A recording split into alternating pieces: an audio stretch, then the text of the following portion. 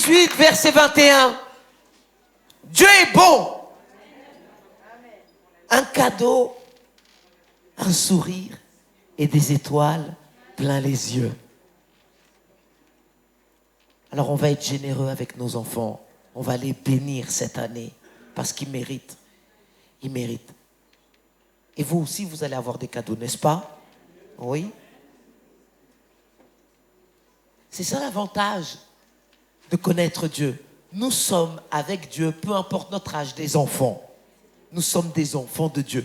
Donc, nous aurons des cadeaux. 1 Roi, chapitre 18, verset 21.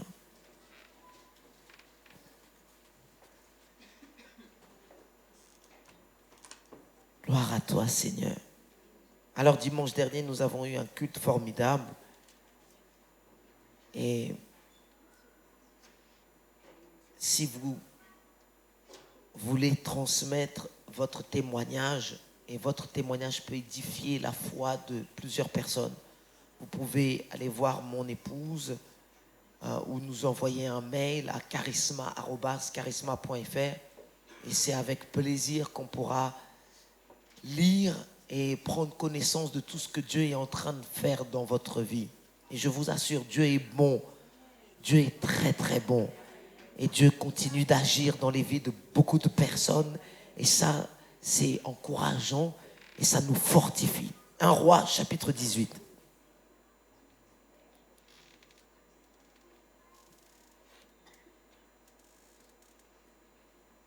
Vous aussi, Solita, vous êtes un cadeau. Un gros cadeau. 1 Roi 18, verset 21.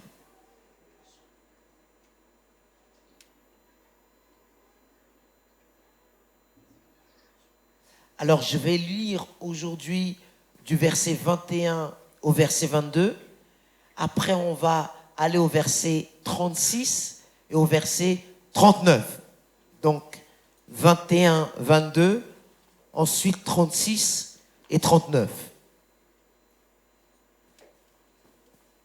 1 Roi 18, verset 21. Alors, Élie s'approcha de tout le peuple et dit: jusqu'à quand clocherez-vous des deux côtés? Si l'Éternel est Dieu, allez après lui. Si c'est Baal, allez après lui. Le peuple ne lui répondit rien.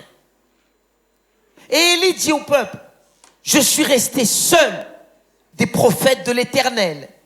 Et il y a 450 prophètes de Baal. Verset 36. Au moment de la présentation de l'offrande, Élie, le prophète, s'avança et dit: Éternel, Dieu d'Abraham, d'Isaac et d'Israël, que l'on sache aujourd'hui, dites avec moi aujourd'hui, que tu es Dieu en Israël, que je suis ton serviteur et que j'ai fait toutes ces choses par ta parole. Réponds-moi, Éternel, réponds-moi, afin que ce peuple reconnaisse que c'est toi, Éternel, qui es Dieu, et que c'est toi qui ramènes leur cœur. Et le feu de l'Éternel tomba, et il consuma l'holocauste, le bois, les pierres et la terre. Et il absorba l'eau qui était dans le fossé. Quand tout le peuple vit cela, ils tombèrent sur leur visage et dirent: c'est l'Éternel qui est Dieu, c'est l'Éternel qui est Dieu.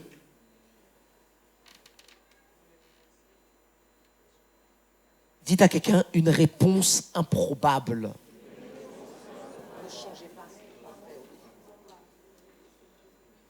Une réponse improbable.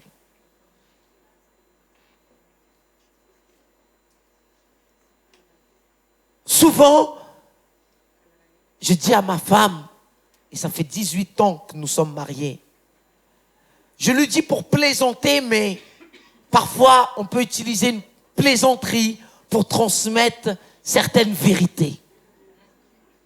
Ça passe mieux. C'est plus facile de le faire. Et souvent, pour plaisanter, je lui dis, si un jour quelque chose de grave m'arrive, si un jour j'ai un incident, ce n'est pas toi que je vais appeler. Parce que quand je t'appelle, souvent tu es sur répondeur.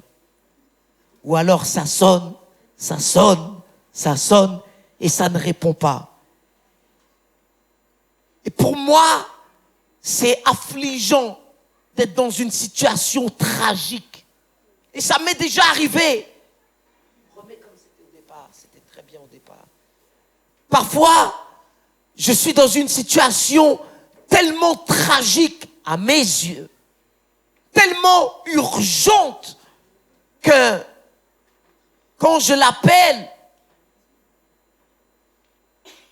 et qu'elle est sur répondeur ou qu'elle ne répond pas, c'est affligeant.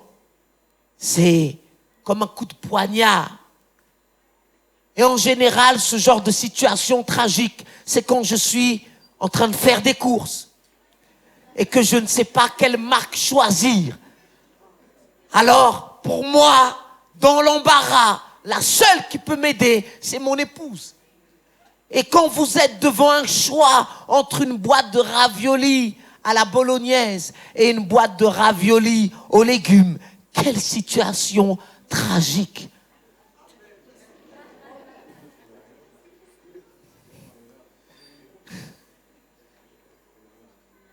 Et je me sens sans soutien.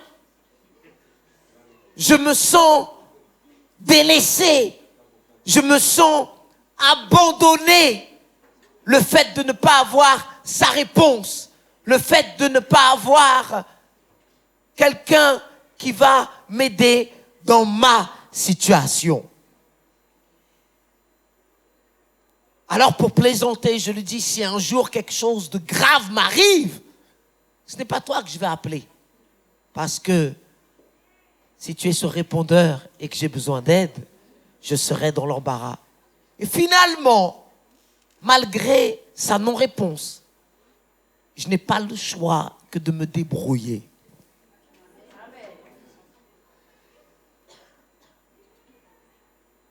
Alors on peut analyser cette situation sous deux angles différents.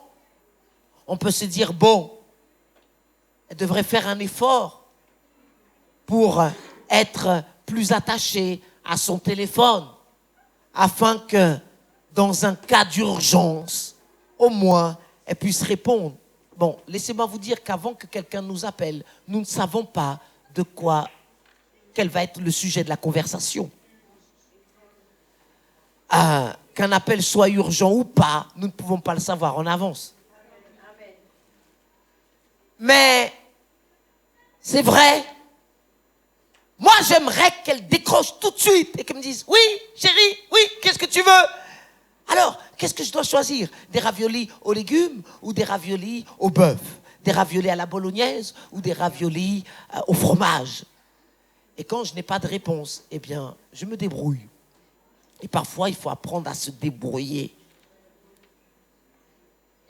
Mais d'un autre côté, on peut se dire aussi que la personne qui appelle, il faut qu'elle apprenne à être patiente. Et ce n'est pas souvent le cas de nos jours. On aime que les choses soient faites tout de suite, immédiatement, maintenant. Je veux ça maintenant. Et plus nous sommes jeunes, moins nous avons développé cette capacité à être patients. Plus nous avons certaines expériences et plus nous avons cette capacité d'attendre. Et comme Dieu nous aime à chacun d'entre nous, lorsque nous décidons de suivre Jésus, Dieu nous donne le Saint-Esprit. Et le Saint-Esprit nous donne un fruit qui s'appelle la patience. Alors, c'est étonnant de voir que ce qui est important pour nous, ce qui est très vital pour nous, nous avons la tendance à transférer cette importance chez les autres. Parce que quelque chose est important pour nous, nous partons du principe que si ça l'est pour moi, alors ça l'est pour quelqu'un d'autre. Donc si je t'appelle et que le fait que je t'appelle c'est important pour moi, alors j'estime que toi qui es censé me répondre, ça l'est aussi. Sauf que ce qui est important pour moi ne l'est pas forcément pour quelqu'un d'autre. Est-ce que tu t'es déjà rendu compte que les choses qui étaient importantes pour toi ne le sont pas automatiquement pour les autres? Et même si quelqu'un est proche de toi, ce n'est pas parce que cette personne est proche qu'elle a dans son cœur les mêmes intérêts que toi. Notre foi est importante pour nous. Mais ce n'est pas parce que ma foi est importante pour moi qu'elle l'est pour mes collègues au travail. Toi, ta foi, elle est importante. Mais elle n'est pas spécialement importante pour tout le monde. Tes convictions sont importantes pour toi. Mais ce n'est pas parce que tes convictions le sont qu'elles sont automatiquement importantes pour d'autres personnes. Et ce qui est urgent pour toi ne l'est pas forcément pour quelqu'un d'autre. C'est pour ça que des parents peuvent s'agacer quand ils ont une certaine urgence, une importance, mais ils ne voient pas la même importance chez leur enfant. Pour une maman, c'est important que la maison soit rangée. Mais pour les enfants, ce qui est important, c'est de regarder la télévision. Pour un homme, c'est important de partir à l'heure de la maison.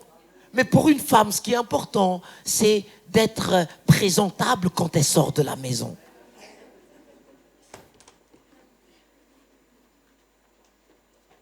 Pour un enfant, c'est important d'avoir des cadeaux. Mais pour les parents, il y a d'autres choses qui sont importantes. Et vous savez, quelque chose d'important ne l'est pas forcément pour quelqu'un d'autre. Et souvent, c'est ça qui crée de la frustration. Parce que ce qui m'intéresse, je veux que ça intéresse les autres. Ce qui m'attire, je veux que les autres soient attirés aussi par ces choses. Ce qui me touche, je pars du principe que si moi je suis touché, alors les autres doivent être touchés aussi. Mais parfois ce n'est pas le cas. Et pourquoi je parle de ça? Parce que quand j'ai lu ce passage, j'ai relu ce passage et j'ai médité sur ce passage, j'ai vu que Élie était dans une situation quand même assez importante. Le texte nous décrit un peu l'urgence de la question qu'Élie pose. Au verset 21, Élie s'approche du peuple. Laissez-moi vous mettre dans le contexte. Élie est un prophète de Dieu. Et dans cette époque, il y avait une famine. Une famine qui a été provoquée par Élie. Élie a prié pour que l'eau cesse. Et Dieu a écouté la prière d'Élie. Et Dieu a répondu à la prière d'Élie. Alors, l'eau s'est arrêtée pendant 3 ans. Le peuple était dans une famine incroyable. Et Jézabel n'aimait pas les prophètes de Dieu. Donc, comme elle n'aimait pas les prophètes de Dieu et qu'elle était mariée avec le roi Akab, alors elle a décidé de tuer tous les prophètes. Donc, elle s'est mise à exterminer tous les prophètes de Dieu. Sauf qu'un homme, Abdias, un serviteur de Dieu, a, dans cette crise, mis à l'abri quelques prophètes. Il leur a donné de l'eau, du pain. Et puis, Abdias était quand même au service d'Akab. Donc, d'un côté, il servait Akab. Et d'un autre côté, il protégeait les prophètes de Dieu. Et puis, Abdias a rencontré Élie. Il ne s'attendait pas à le voir. Il ne s'attendait pas à ce qu'Élie soit encore vivant. Ce n'est pas parce que je n'ai pas vu quelqu'un depuis longtemps que cette personne n'existe plus. Et Élie débarque. Et quand Élie voit Abdias, il lui dit, va voir ton roi Akab et dis-lui de rassembler tout le peuple à la montagne, au mont Carmel. Et là, je me rencontrerai avec lui. Bien sûr, Abdias n'a pas aimé la requête d'Élie. Il lui a dit, mais tu veux que je meure? Attends, déjà que Jézabel est en train de tuer tous les prophètes, le fait que toi, tu sois vivant, ça va me mettre dans des problèmes. Et tu veux que moi, j'aille voir Akab pour lui dire que tu es vivant et qu'en plus, tu vas le rencontrer. Mais Abdias, sur une parole d'un homme de Dieu, il l'a fait. Et Akab a rassemblé les prophètes de Baal. Les prophètes qui servaient Jézabel. Ils n'étaient pas au service de Dieu. Ils étaient des prophètes, mais pas au service de Dieu. Et là, Élie se retrouve tout seul devant une multitude d'opposants. Et c'est là que nous arrivons au verset 21. Alors, Élie, devant cette multitude, leur pose une question. Et on peut ressentir l'urgence de cette question. On peut ressentir l'intonation, le zèle qu'Élie a en posant cette question. Jusqu'à quand clocherez-vous des deux côtés? Il aurait pu leur dire, comment allez-vous? Est-ce que vous allez bien?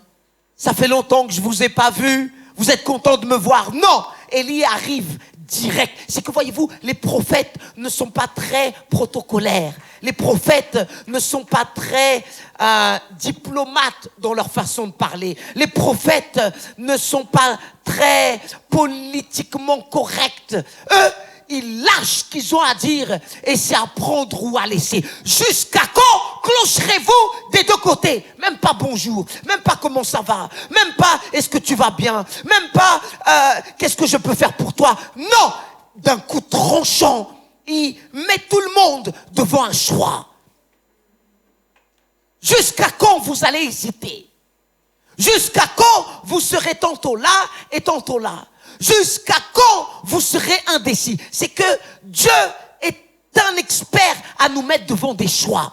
C'est pour ça que Dieu dit dans sa parole, je mets devant toi la vie et la mort. Mais ensuite, Dieu ne met pas des choix juste pour qu'on soit là, hésitant, comme moi dans le magasin. Qu'est-ce que je fais? Je prends ravioli buitoni ou panzani.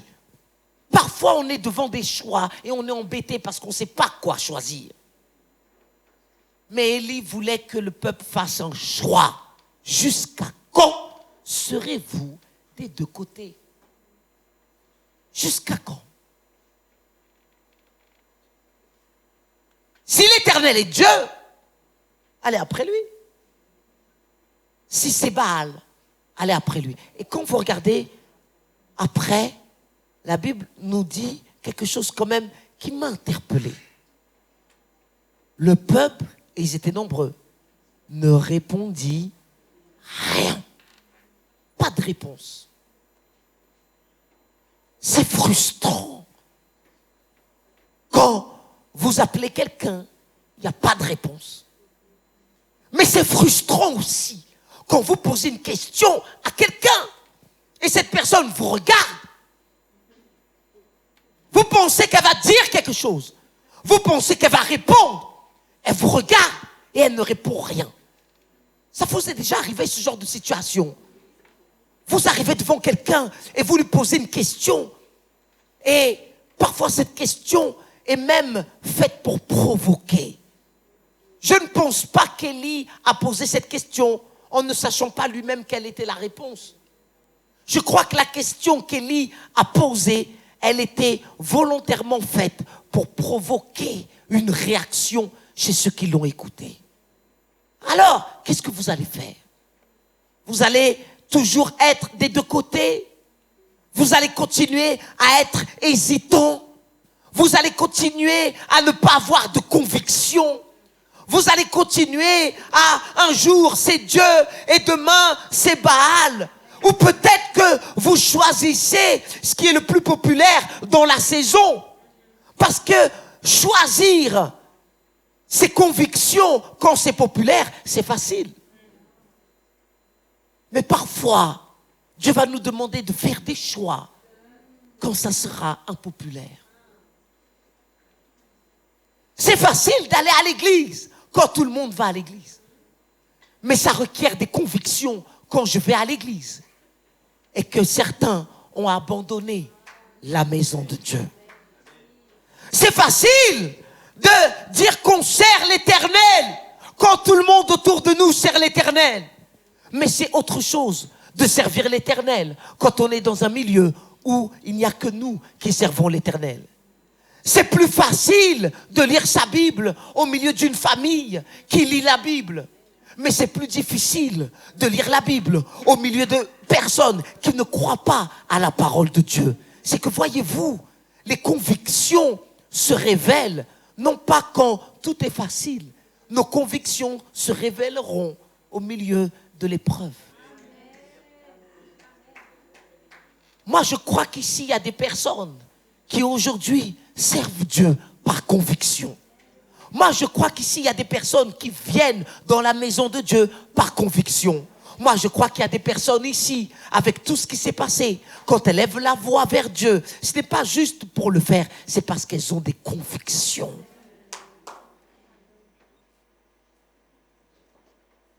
Mais le peuple n'a rien répondu à Élie. Élie était un homme de Dieu, un vrai prophète de Dieu. Vous savez, il y a des vrais prophètes et il y a des faux prophètes. Il y a des prophètes de Dieu et il y a des prophètes de Baal. Mais Élie était un vrai prophète de Dieu. Donc, il ne parle pas de lui-même. Il est un porte-parole. Il est envoyé de la part de quelqu'un pour transmettre un message. Et Élie se retrouve devant le peuple et leur pose cette question. Jusqu'à quand clocherez-vous des deux côtés? Jusqu'à quand on ne verra pas chez vous de conviction? Jusqu'à quand vous allez nous laisser dans le doute pour savoir si vous êtes au service de Baal ou si vous êtes au service de Dieu? Jusqu'à quand on va vous regarder, on se posera la question, est-ce que vous êtes vraiment convaincu de ce que vous affirmez ou est-ce que vous le dites parce que vous avez entendu d'autres le dire? Jusqu'à quand on vous regardera, on se demandera si vous êtes différent ou si vous êtes comme nous. C'est que, voyez-vous, avoir des convictions nous pousse à faire des choix. Toute personne qui a des convictions à l'intérieur d'elle sera amenée à faire des choix. Et Élie rend la tâche facile. Il sépare en deux. Baal et Dieu. Dites avec moi, Baal et Dieu. Deux camps. Il n'y en a pas trois, il n'y en a pas quatre. Parce que plus nous avons de choix, plus c'est difficile. Certaines personnes, quand elles vont dans un rayon, elles savent exactement ce qu'elles doivent prendre. D'ailleurs, avant même de faire les courses, elles ont déjà fait leur liste. Et leur liste, elle est définie. Et elles ont créé une certaine discipline qui fait que dans un magasin, elles ne se laisseront pas tenter par les choix qui se présenteront à elles. D'ailleurs, c'est stratégique. À l'entrée, on ne met pas tout ce qui est important en général. On met ce que l'on veut vendre, mais on ne met pas tout ce qui est important. Qu'est-ce qui est vital? L'eau est vitale. Et je ne sais pas si vous avez remarqué, mais en général, quand vous entrez dans un magasin, l'eau n'est pas dans les premiers rayons. Or, l'être humain est composé d'eau. Donc, l'être humain a besoin. C'est un besoin. Ce n'est pas une envie, c'est un besoin. Et l'on se trouve au fond, mais vraiment au fond. Parce qu'ils savent que si, entre-temps, entre le départ et l'arrivée, vous êtes passé devant le rayon des chocolats, vous êtes passé devant les rayons des bonbons, vous êtes passé devant les rayons des chips, vous êtes passé devant les rayons des vêtements, vous êtes passé devant les rayons des sodas, même le jus est accessible, mais l'eau, ce qui est vital, se trouve cachée quelque part. Pourquoi? Parce qu'on se dit que si la personne entre et qu'elle est confrontée à plein de choix, elle aura tendance à céder.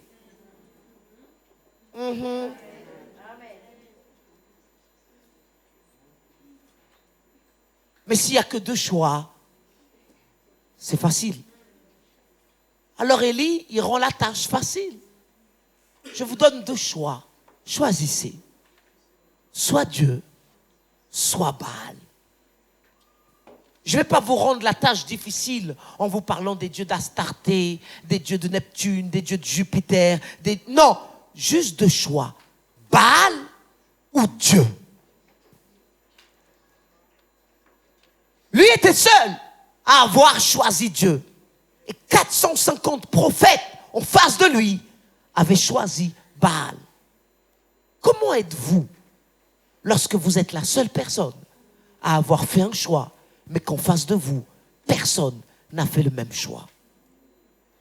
Comment vous vous comportez quand au travail, vous êtes le seul à avoir choisi le Dieu d'Abraham, le Dieu d'Isaac, le Dieu de Jacob, mais qu'en face de vous, certains ont choisi le Dieu du communisme,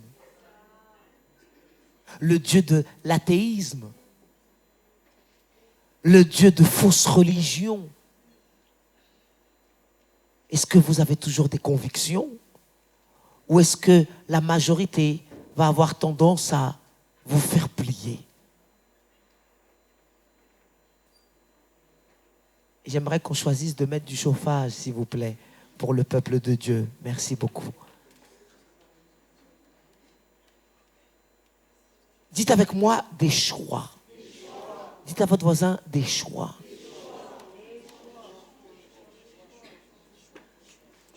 Élie est dans une situation où il veut mettre les personnes en face d'elle devant un choix. Mais il est tout seul, devant 450 prophètes. Quand est-ce la dernière fois que vous vous êtes trouvé seul devant 450 personnes qui s'opposent farouchement? En fait, 450 personnes qui n'attendent qu'une seule chose, c'est de vous couper la tête. C'est dur de se retrouver en minorité et d'affirmer nos choix. Aujourd'hui, on prêche l'égalité pour tous.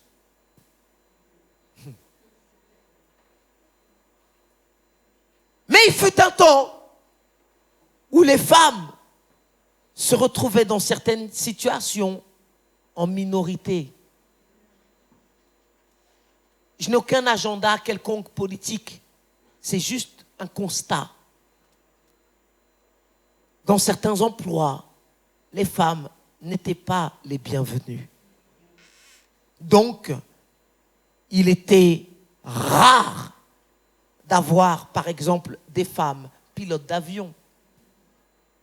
Il était rare à l'armée d'avoir des femmes au gradé. Il était rare de retrouver des femmes dans certaines positions.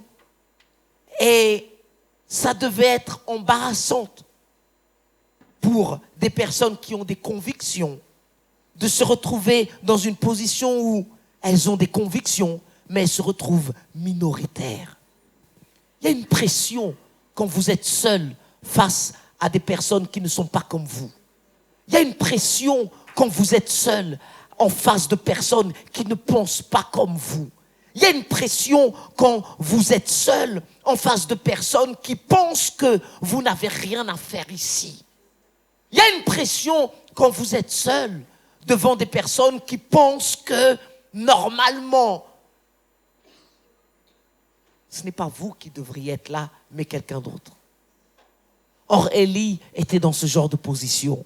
Il était le seul prophète de Dieu devant 450 prophètes de Baal, 450 personnes qui ne croient pas que son Dieu est leur Dieu. La société est en train de plus en plus à nous mettre devant des choix malgré nous. Aujourd'hui, le choix, c'est de savoir si on se fait vacciner ou pas. Et tout est déterminé par rapport à ce choix. Je sais, on va dire qu'on est libre, mais on a le choix. Qu'est-ce qu'on fait? On se fait vacciner pour aller au McDo ou pas? Qu'est-ce qu'on fait? On se fait vacciner pour aller au cinéma ou pas? Avant, la question ne se posait pas.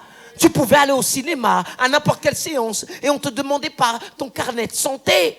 Donc, tu n'avais pas un choix à faire. Mais aujourd'hui, si tu veux faire quelque chose, on te met devant un choix. Et c'est difficile de devoir choisir quelque chose qui n'est pas basé sur nos convictions. C'est difficile de devoir choisir, de faire quelque chose, mais on n'est pas convaincu devant ce choix. Et Élie dit clairement à toutes ces personnes, choisissez aujourd'hui qui vous voulez servir. Est-ce que vous allez servir Dieu ou est-ce que vous allez servir Baal? Est-ce que vous allez servir l'Éternel ou est-ce que vous allez servir votre religion? Et puis, au lieu d'avoir une réponse, au lieu d'avoir des personnes qui disent « Ok, moi je choisis Dieu. Ok, moi je choisis Baal. » Au moins, les choses allaient être plus claires. La Bible nous précise, il ne leur répondit rien. Donc cela nous montre qu'Élie avait des convictions très fortes. Parce qu'il n'a pas changé en se disant, vu que personne ne répond, moi aussi je vais servir Baal. Vu que personne ne me dit rien, alors la parole qui sort de ma bouche n'est peut-être pas la bonne et je vais la changer. C'est que voyez-vous, un prophète de Dieu ne dépend pas des réactions des personnes pour dire ce qu'il a à dire. Un jour, il faut que tu arrives à ce niveau-là où ce qui sort de ta bouche est le résultat de conviction et ce n'est pas le résultat de vouloir faire plaisir à A, B, C ou D. Ça veut dire quoi? Si tout le monde va dans cette direction et moi j'ai choisi de ne pas y aller, même si mon choix est impopulaire et qu'au travail tout le monde parle de moi à cause de mon choix, même si je suis licencié à cause de mon choix, même si je suis regardé comme un pestiféré à cause de mon choix, je l'assume et je suis convaincu. Dans ta vie, tu vas devoir faire des choix et assumer tes convictions. Dites avec moi conviction. Dites-le bien fort, conviction.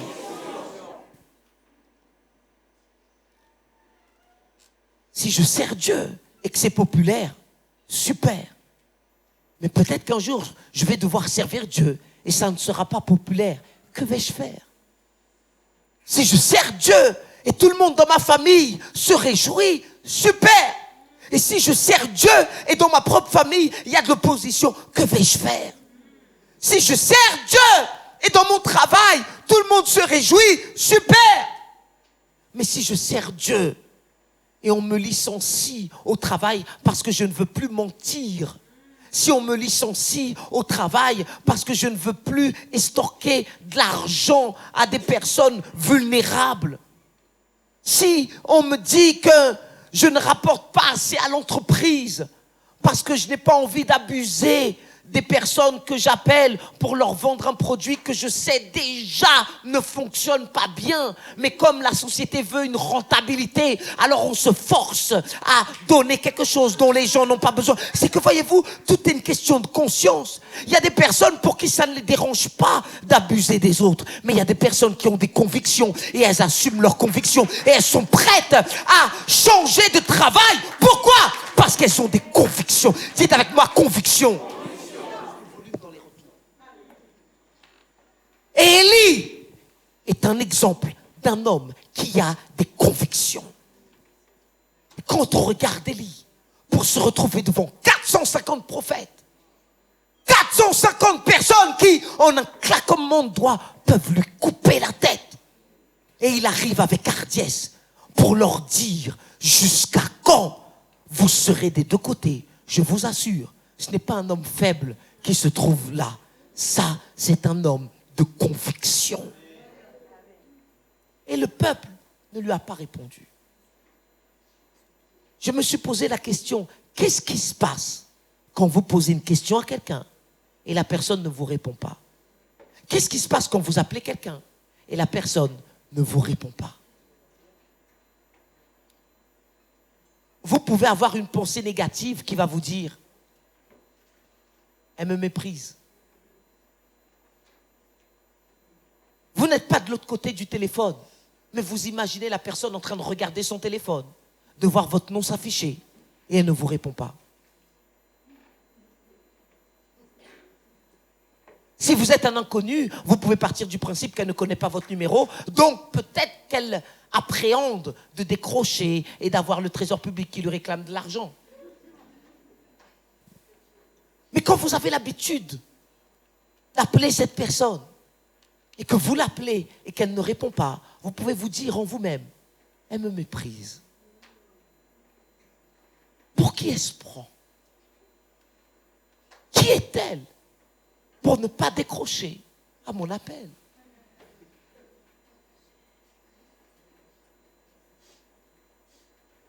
Elle a vu, mais elle ne répond pas. Elle entend, mais elle ne répond pas. Elle voit, mais elle ne répond pas. D'ailleurs, elle ne répond pas parce qu'elle sait que c'est moi. Et il suffit qu'avant, la situation a été un peu négative, houleuse. Il suffit d'une discussion un peu tendue pour que cette première réponse vienne dans votre tête. Vous ne soupçonnez pas le mal, vous, ici. Mais c'est déjà arrivé à certaines personnes de penser ce genre de choses. Et c'est vrai. Quand on sait qu'on peut faire quelque chose et qu'on ne le fait pas, faire le bien, dit la Bible. Et qu'on ne le fait pas, c'est un péché. Dis à quelqu'un, ne pêche pas. Comme quoi, notre téléphone peut nous faire pécher.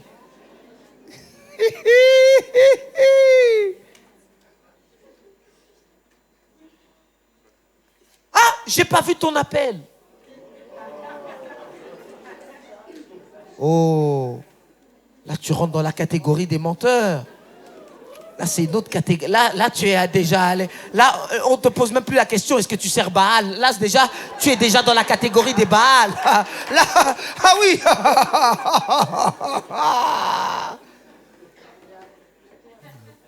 Ah j'étais occupé et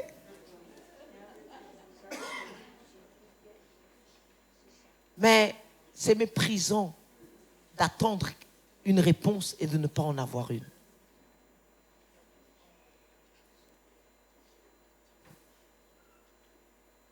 Mais on peut se dire aussi que la personne est vraiment occupée. Donc, elle ne peut pas faire la vaisselle et en même temps répondre au téléphone. Vous savez qu'il y a des personnes qui ne passent pas leur journée assis à ne rien faire avec un téléphone. Non, dites à quelqu'un, ça existe encore de nos jours. Donc, ne blâme pas cette personne parce qu'elle était vraiment occupée. Ce n'est pas parce que c'est important pour toi et qu'elle n'a pas pu répondre maintenant qu'elle ne voulait pas répondre. Peut-être qu'elle voulait, mais elle était occupé, tout simplement occupé. Et quand on est occupé, notre téléphone a un système de messagerie et on vous demande de laisser un message. Mais les gens pressés, ils ne veulent pas laisser de message. Ils veulent avoir la personne tout de suite au téléphone. Je suis ce genre de personne. Je n'aime pas laisser les messages. Et certains ont trouvé bon de s'amuser avec leur messagerie en faisant semblant qu'ils ne sont pas occupés. Et ils disent, allô, Allô? Allô? Oui? Je t'entends pas. Et vous, vous êtes là. Oui, allô? Veuillez laisser un message. Ça vous est déjà...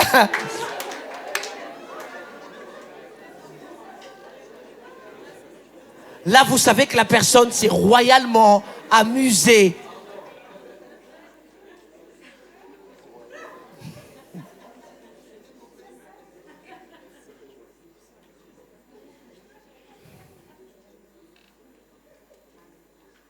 C'est frustrant. Et Dieu est un Dieu d'humour. Élie rassemble ce peuple, il les met devant un défi. Et il leur dit, voilà, en gros pour résumer, voilà ce que vous allez faire. Vous allez faire une offrande. Et on verra qui est Dieu en fonction de la réponse. Dites avec moi, réponse. Dites à quelqu'un, réponse. En fonction de la réponse, on verra qui est Dieu. Et celui qui répondra par le feu sera le vrai Dieu. C'est que, voyez-vous, parfois on est dans des situations improbables où on a besoin d'une réponse. Et on n'a pas la réponse qu'on veut avoir. Mais ne désespère pas parce que tu n'as pas la réponse que tu vas avoir. Parce que cette réponse viendra d'un Dieu qui, lui, quand il répond... Non, je crois qu'on peut applaudir bien fort notre Dieu.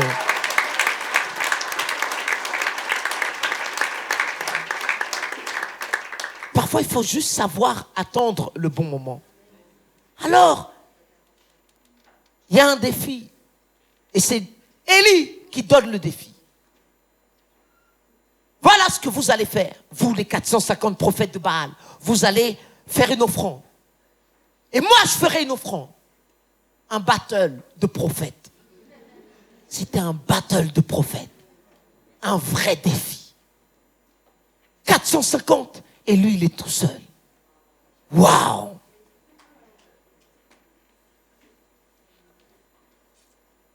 Mais il connaissait son Dieu. Même si tu es minoritaire, sache que Dieu est Dieu. Dieu n'a pas besoin d'une foule. Dieu a juste besoin d'avoir quelqu'un qui croit en lui. Et moi, je crois qu'ici, nous avons plusieurs personnes qui croient en Dieu. Le vrai Dieu. Pas Baal, pas le Dieu de ce monde. Le vrai Dieu. Et même si ça tarde, même si la réponse que j'attends paraît improbable, mon Dieu est capable de faire des merveilles. Alors, il les met au défi. Et il leur dit, vous allez commencer d'abord. Moi, je le ferai après. Vous allez choisir les taureaux. Je vous laisse le choix. Je vous laisse prendre de l'avance. Allez-y, vous êtes tellement convaincus avec votre Dieu que je vous laisse y aller en premier. Sinon, vous allez dire que c'est truqué. Sinon, vous allez dire que j'ai trafiqué quelque chose. Non, je vous laisse le faire en premier. Alors, ils y vont. Ils font leur offrande. Ils prennent leur taureau. Et dit la Bible qu'ils se mettent à invoquer Baal. 450 prophètes en train d'invoquer Baal. Oh, il devait y avoir du bruit, il devait y avoir du mouvement. Et j'imagine Élie qui est là en train de regarder tout ce spectacle. Et ils sont là, ils sont déchaînés. Alors, la Bible nous donne quand même quelques précisions. Ouvrez votre Bible. Au verset 28. C'était pas prévu, mais bon, si vous voulez suivre. Même pas. Verset 26. Ils prirent le taureau qu'on leur donna et le préparèrent. Et ils invoquèrent le nom de Baal depuis le matin jusqu'à midi. Ils n'étaient pas fatigués de le faire du matin jusqu'à midi. Imaginez-les en train de Baal, Baal, Baal, Baal, Baal. Certains viennent à l'église, au bout de 2 chants, ils sont fatigués. Au bout de 3 chants, ils s'assoient, ils ont envie de dormir. Au bout de 4 chants, ils ronflent et c'est terminé. Mais eux, convaincus que Baal allait répondre, ils se mettent du matin jusqu'à midi à invoquer leur Dieu. Réponds-nous! Sauf que tout ce qu'on sème, on finit par le récolter. Dieu leur a donné une parole. Ils n'ont pas répondu à la parole de Dieu. Et ensuite, ils veulent que Dieu réponde à leur parole. Mais ni voix, ni réponse. À midi, Élie se moqua d'eux et dit, il a de l'humour quand même. Criez à haute voix, puisqu'il est Dieu. Il pense à quelque chose. Ou il est occupé. Ou il est en voyage. Peut-être qu'il dort. Et c'est comme vous quand vous appelez quelqu'un et vous vous posez la question. Peut-être qu'il est occupé. Ou non, peut-être qu'il dort. Peut-être qu'il se moque de moi. Enfin non, c'était pas écrit. Mais Élie se moquait d'eux. C'est que voyez-vous, quand vous attendez une réponse et que la personne ne répond pas, vous êtes embarrassé. Quelqu'un parle avec moi ici. Amen. Et ils crièrent à haute voix. Et ils se firent selon leur coutume des incisions avec des épées et avec des lances jusqu'à ce que le sang coulât sur eux. Ils étaient tellement convaincus de leur pratique qu'ils étaient prêts à se faire mal. Dis à quelqu'un, tu n'as pas besoin de faire tout ça. Lorsque midi fut passé, ils prophétisèrent jusqu'au moment de la présentation de l'offrande. Mais il n'y eut ni voix, ni réponse, ni signe d'attention. Alors, Élie savait que quand ils allaient invoquer leur Dieu, il n'y allait pas avoir de réponse. Laisse les gens croire que ton Dieu ne va pas te répondre. Laisse les gens croire que ton Dieu t'a oublié. Parfois, Dieu va nous mettre dans des situations où on invoque son nom, mais il n'y a pas de réponse. Et c'est là que le doute s'installe. C'est là que toute l'incrédulité vient à la surface. C'est là qu'on se remet en question pour se dire, mais est-ce que ce que j'ai demandé, c'est selon sa volonté? Est-ce que Dieu m'a entendu? Est-ce que ma prière était agréable? Mais ce n'est pas parce que tu n'as pas de réponse que la réponse ne va pas arriver. Parce que parfois, ce que tu demandes, ça nécessite une intervention un peu plus élevée que ce que d'autres demandent. Il y a des demandes et il y a d'autres demandes. Il y a des personnes qui t'appellent pour te demander comment tu t'habilles aujourd'hui. Mais il y a des personnes, quand ils t'appellent, c'est pour te demander quelque chose de vital. Alors, grâce à un appel téléphonique d'une personne en détresse, celui qui était de l'autre côté a pu répondre à cet appel et une vie a été sauvée. On peut applaudir le Seigneur.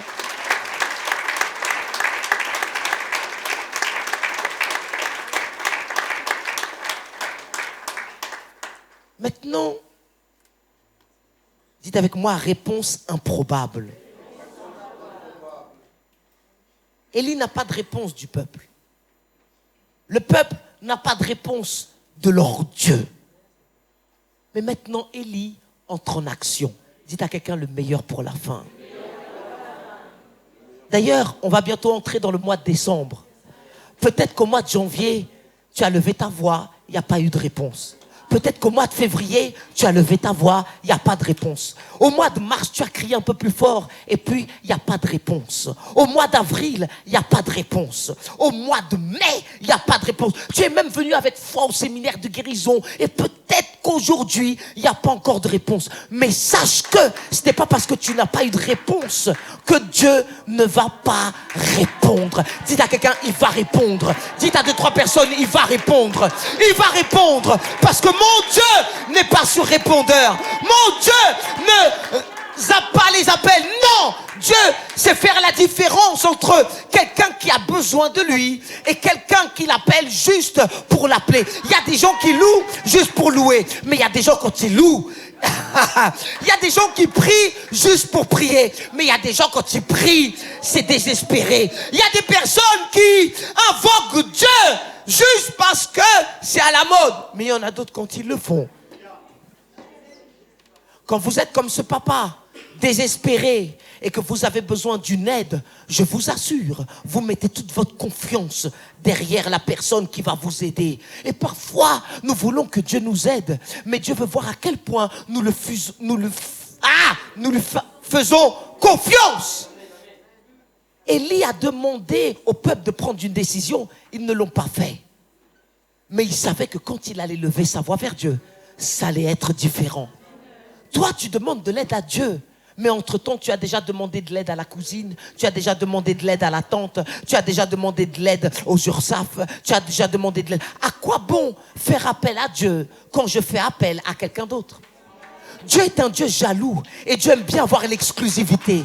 C'est que voyez-vous, Dieu n'aime pas quand je lui demande à lui quelque chose, mais je vais demander la même chose à quelqu'un d'autre. Parce que cela veut dire que je mets cette personne au même niveau que Dieu. Or, si Dieu est Dieu, quand je lui demande quelque chose, je dois être sûr que lui seul peut le faire. Dites avec moi, il peut le faire. Dites à quelqu'un, il peut le faire. Il peut le faire.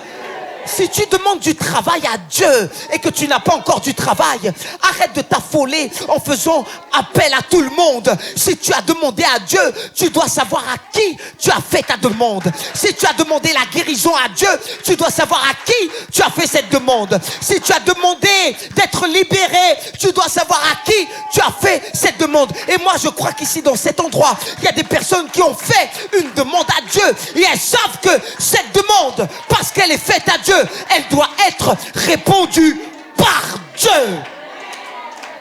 C'est facile de demander un mari à la cousine parce que certains demandent par intermédiaire. Et au pays, il n'y a pas une femme que tu connais qui pourrait se marier avec moi? Ah si, tiens, j'en connais une. Ah bon, montre-moi sa photo. On envoie la photo. Ça c'est facile de demander certaines choses aux uns et aux autres. Certains demandent les papiers aux uns et aux autres. Mais il y en a d'autres qui demandent leurs papiers à Dieu. Il y a d'autres qui demandent leur mari à Dieu. Il y a d'autres qui demandent leur miracle à Dieu. Et parfois, dans une situation improbable, il n'y a que Dieu qui peut te donner une réponse improbable. Alors, on a bientôt fini.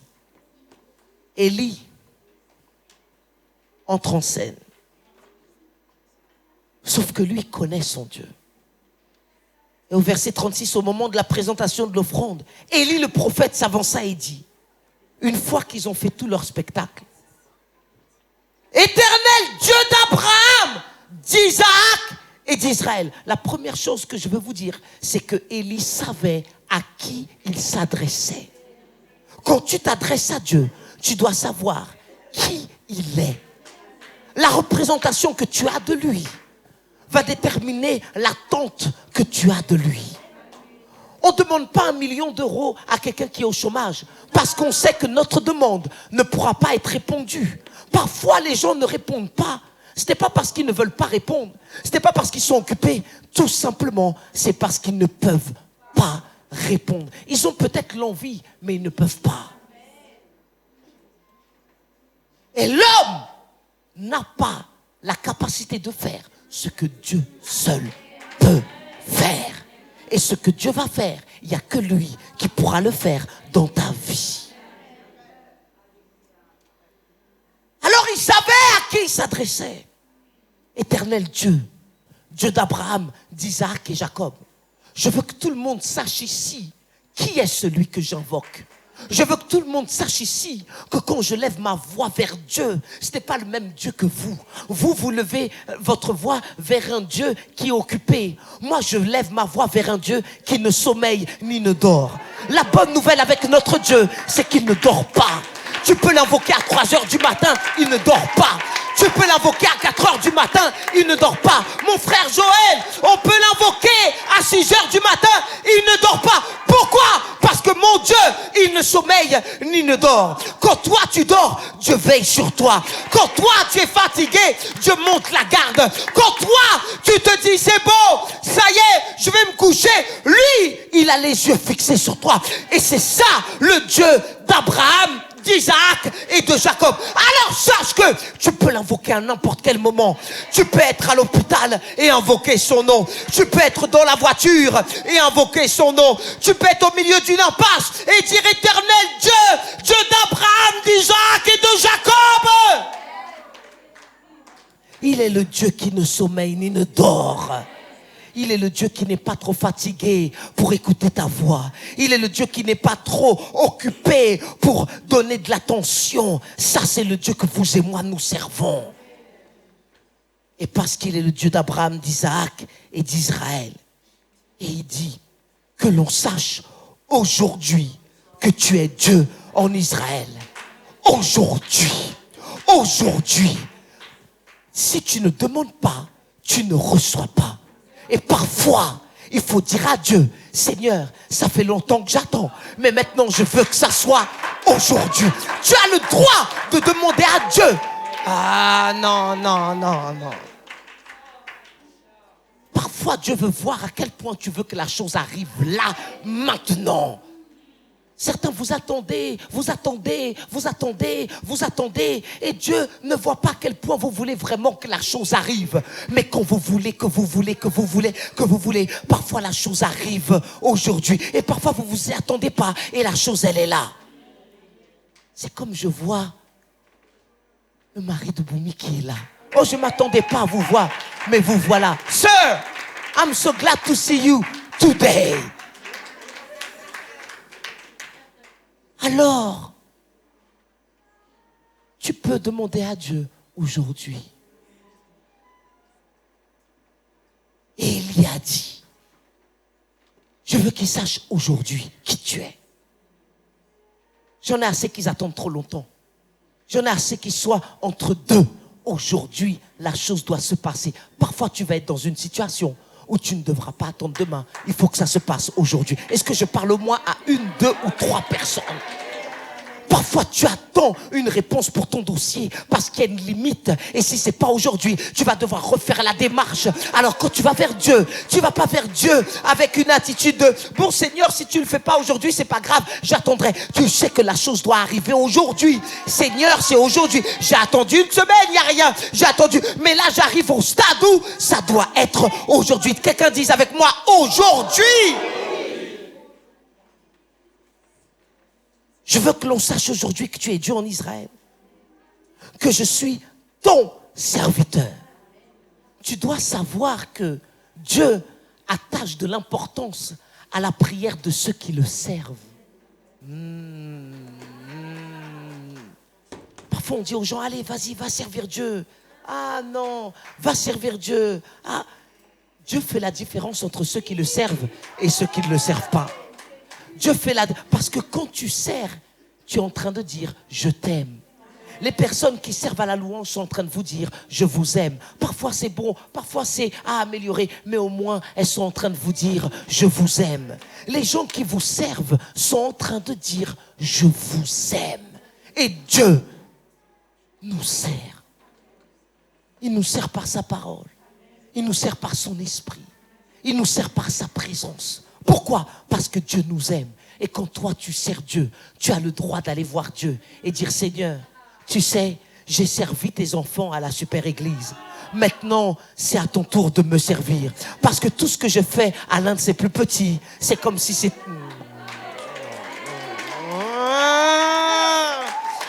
Dieu dit que tout ce que je fais à l'un de ses plus petits, j'ai eu faim, vous m'avez donné à manger. J'ai eu soif, vous m'avez donné à boire. J'ai eu froid, vous avez mis le chauffage. J'ai eu envie d'avoir des cadeaux, vous m'avez donné des cadeaux. Et puis, on va dire, mais Seigneur, moi je t'ai pas vu avoir froid. Oui, mais tu as vu la sœur qui était là avec son châle et elle avait besoin d'être réchauffée. Et quand tu as allumé le chauffage, quand tu as mis le chauffage, c'était pas pour elle que tu l'as fait, c'était pour moi. Tu aurais pu lui dire, bon, je te laisse dans le froid, allez, débrouille-toi. Non, tu as eu de l'amour pour elle et tu as fait ce qui lui a fait plaisir. Et vous savez que Dieu aime bien nous faire plaisir. Et moi, je crois qu'on va entrer dans une saison au mois de décembre où Dieu va nous faire plaisir. Des cadeaux qu'on attendait, on va commencer à les voir. Des choses inattendues qui ont été retardées, tu vas commencer à les voir. Parce que Dieu est un Dieu qui aime nous faire plaisir. Oh, le mois de décembre arrive dans quelques temps et vous allez voir voir que Dieu va commencer à se souvenir des requêtes qui ont été faites au mois de février. Peut-être que toi-même tu as oublié, mais Dieu s'en souvient. Peut-être que toi, dans ton désespoir, tu as dit, bon, ça met trop de temps, alors je passe à autre chose. Mais Dieu, lui, ne passe pas à autre chose. Parce que quand il écoute la voix de ses serviteurs, alors il prend plaisir à leur répondre. Est-ce qu'on peut avoir un grand gloire à Dieu? Allez, est-ce qu'on peut applaudir bien fort Jésus? Alléluia!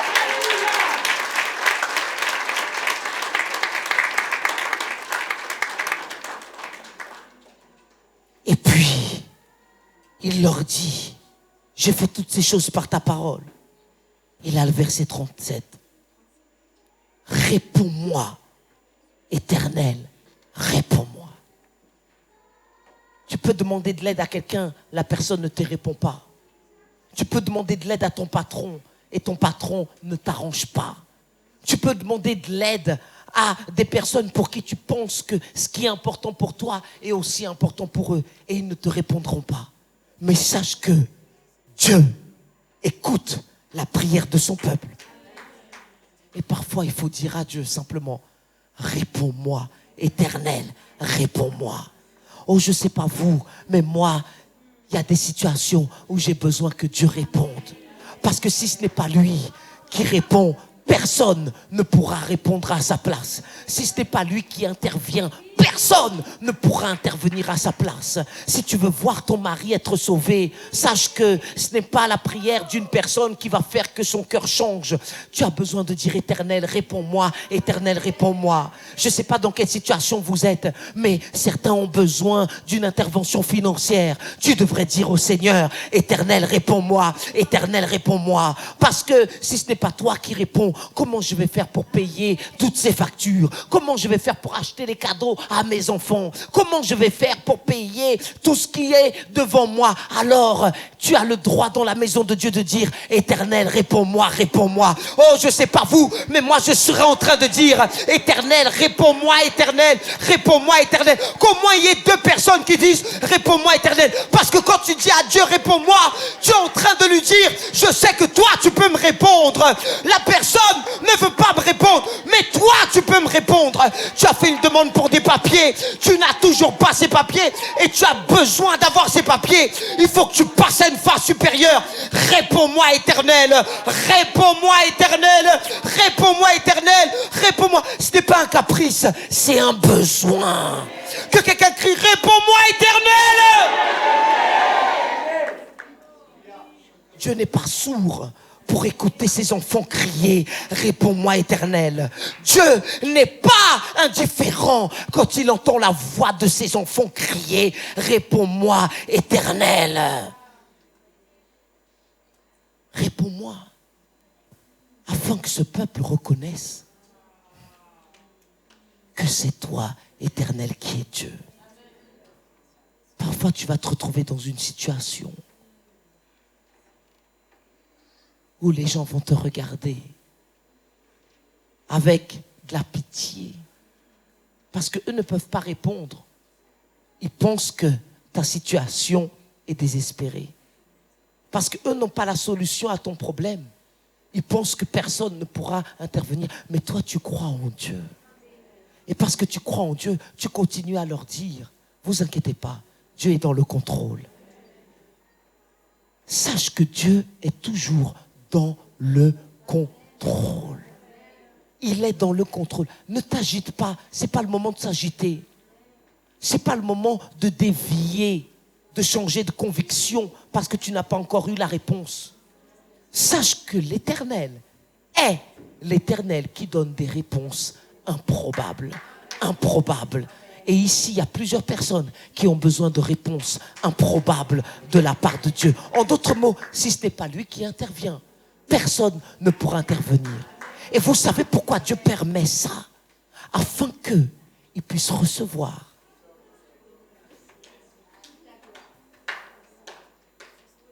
Heureusement que la personne à qui tu as demandé de l'aide n'est pas intervenue. Parce que tu lui aurais donné à elle toute la gloire, toute la louange, toute l'adoration. Mais Dieu t'aime trop pour que tu adores un idole. Alors Dieu a permis, et ça c'est pour quelqu'un ici, Dieu a permis que tu n'aies pas de réponse. Afin que la réponse qui te parviendra, tu puisses le dire à tous ceux qui t'ont regardé. Cette réponse vient de l'Éternel. Il est Dieu. Il ne t'a pas oublié. Il ne t'a pas oublié. On va se lever. Et dit la Bible, le feu de l'Éternel tomba. Il consuma l'holocauste, le bois, les pierres et la terre. Et il absorba l'eau qui était dans le fossé. Quand tout le peuple vit cela, quand tout ton entourage va voir cela,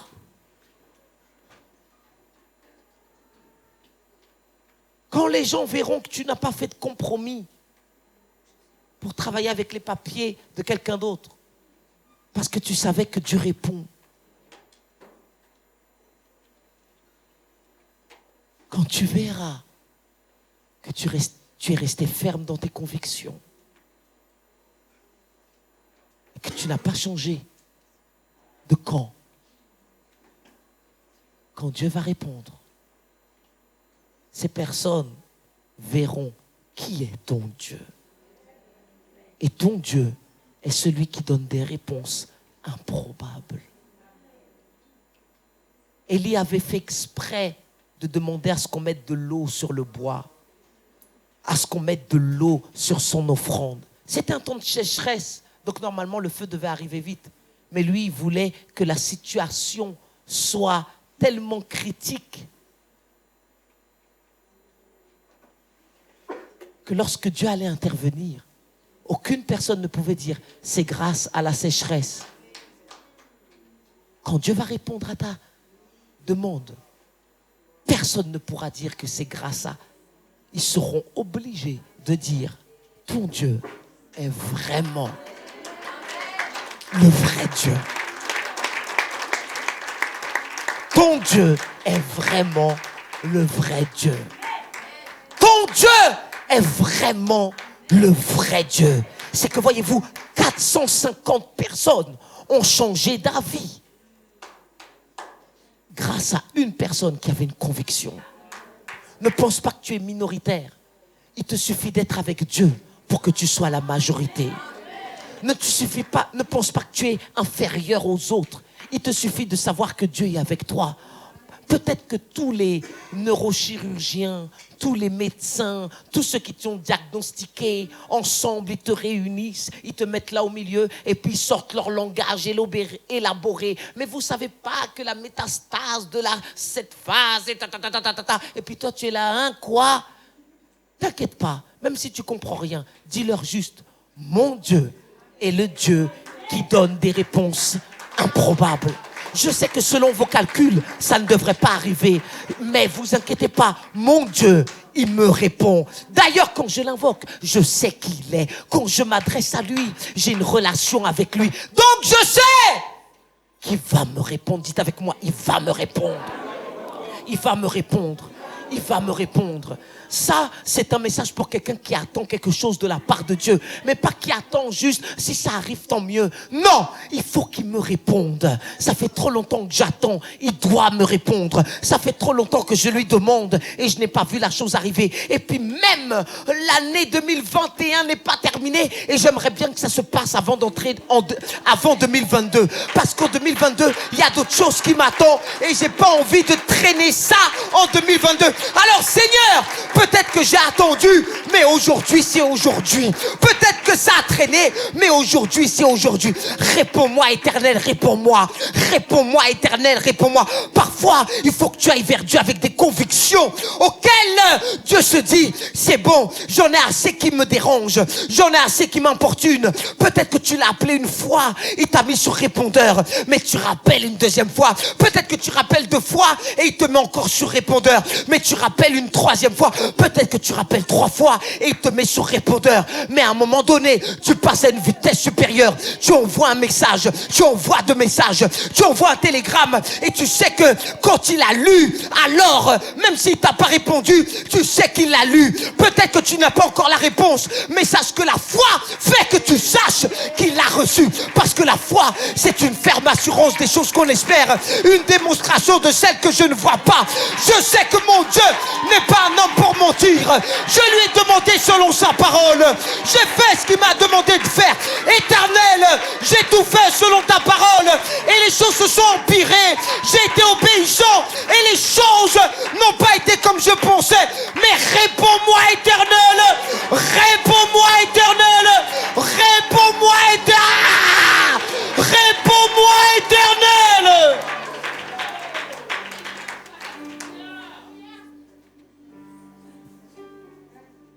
Et ils verront que ton Dieu n'est pas un homme pour mentir. Au départ, ils ne répondent pas à ce que tu leur dis, mais ils verront qui est ton Dieu.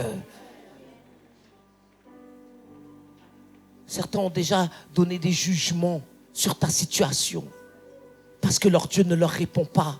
Ils pensent que ton Dieu ne répond pas. Réponds-moi, Éternel. Donne-moi une réponse. Il faut que tu aies la foi que Dieu est capable de répondre à cette situation.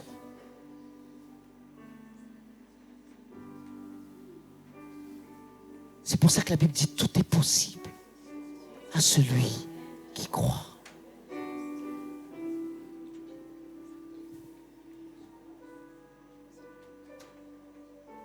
Dites avec moi, Éternel, Dieu d'Abraham, Dieu d'Isaac, Dieu de Jacob.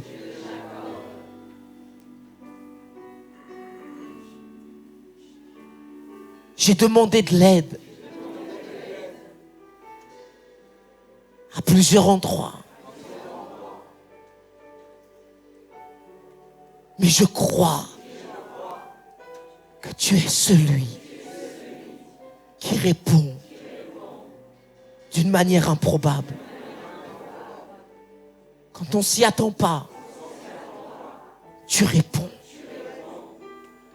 Même si c'est désespéré, tu réponds.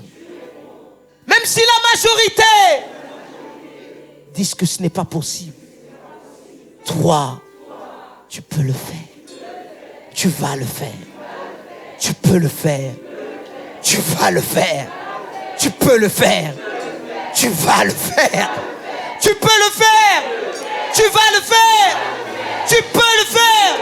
C'est pourquoi je te demande à toi, Éternel, réponds-moi. Réponds-moi. Réponds-moi. Réponds-moi. Réponds-moi.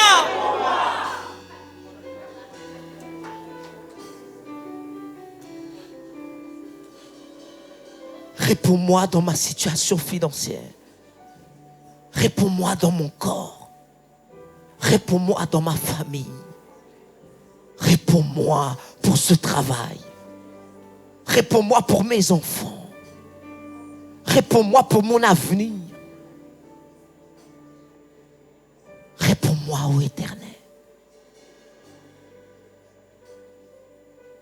Sois convaincu que quand tu lèves ta voix vers Dieu, ce n'est pas vers un homme que tu lèves ta voix. Non, que quelqu'un parle avec moi ici aujourd'hui. Sois convaincu que quand tu l'invoques, il est le Dieu qui répond. Il est le Dieu qui répond.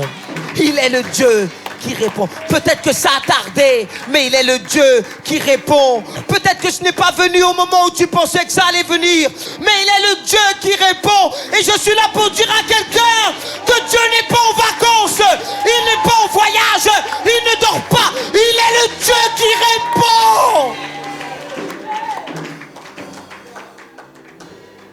Et il va te répondre. Il voulait juste voir tes convictions. Il va te répondre.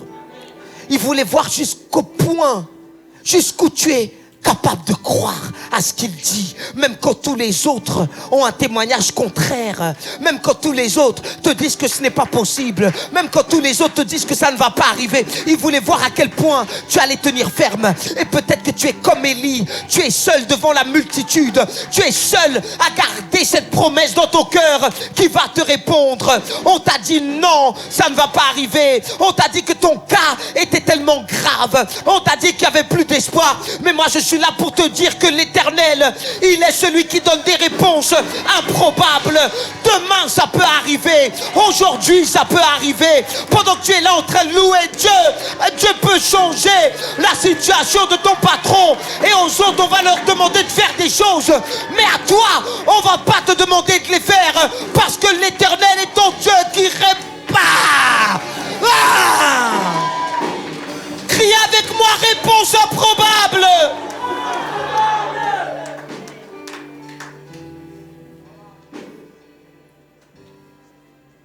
Ne regarde pas ton état, regarde qui est ton Dieu. S'il a pu le faire pour Élie, seul devant 450 prophètes, il peut le faire pour toi. On t'a dit que c'était trop tard pour t'inscrire. Réinscris-toi, parce qu'il peut le faire pour toi. On t'a dit qu'il n'y avait plus de place. Il peut le faire pour toi. J'ai dit, il peut le faire pour toi. Il peut le faire pour toi. Alors aujourd'hui, ne désespère pas. Parce que Dieu est le Dieu qui nous donne des réponses improbables.